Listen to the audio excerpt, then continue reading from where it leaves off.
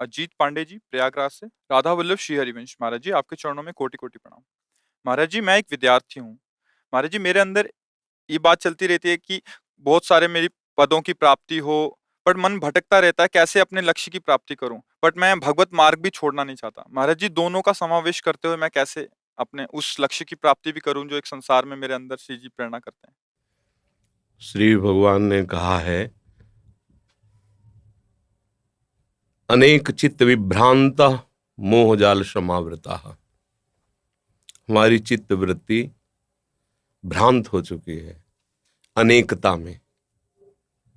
हमें बहुत से नाम रूप, जड़ चैतन्य, अच्छा बुरा, गुण अवगुण, ये सब कुछ दिख रहा है। मोहजाल समावृता, मोह माने अज्ञान होता है, अविद्या होती है। इससे हमारी बुद्धि आवृत, आवृत माने ढक गई है। ढक जाने के कारण जो है वो दिख नहीं रहा है। कौन? भगवान कह रहे, मत्तः परतरम नान्यत् किंचिदस्ति धनंजय। इस संपूर्ण सृष्टि में मेरे सिवा कोई नहीं है।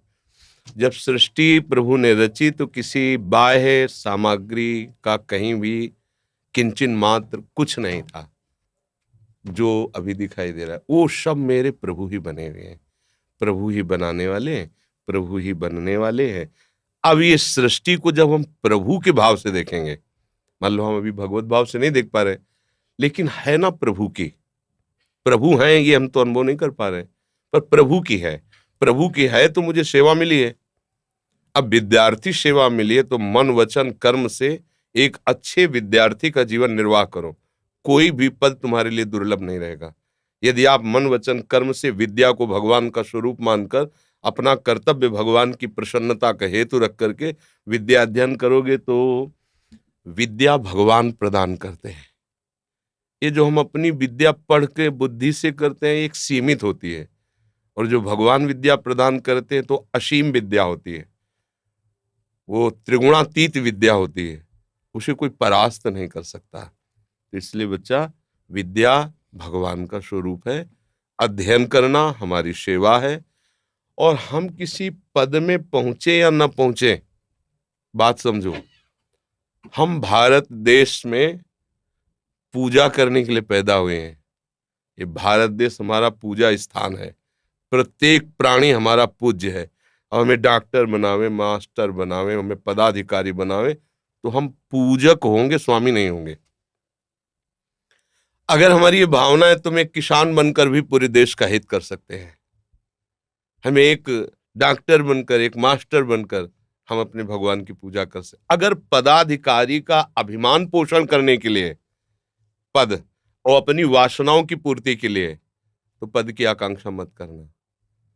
और अगर है कि हम अपने भारत देश के पूजा गृह हमारे भगवान का, हम यहाँ पूजा करना चाहते हैं, हमें कोई ऐसा पद मिले, ऐसा कोई शासन विभाग मिले, ऐसा कोई सेवा विभाग मिले जिससे बहुत लोगों को, जो गरीब हैं, अशिक्षित हैं, जिनको हम सुख पहुंचा सकते हैं, हमें ऐसा भगवान पद दे और मैं वह सेवा करूं, तो निश्चित वो पद मिल जाएगा।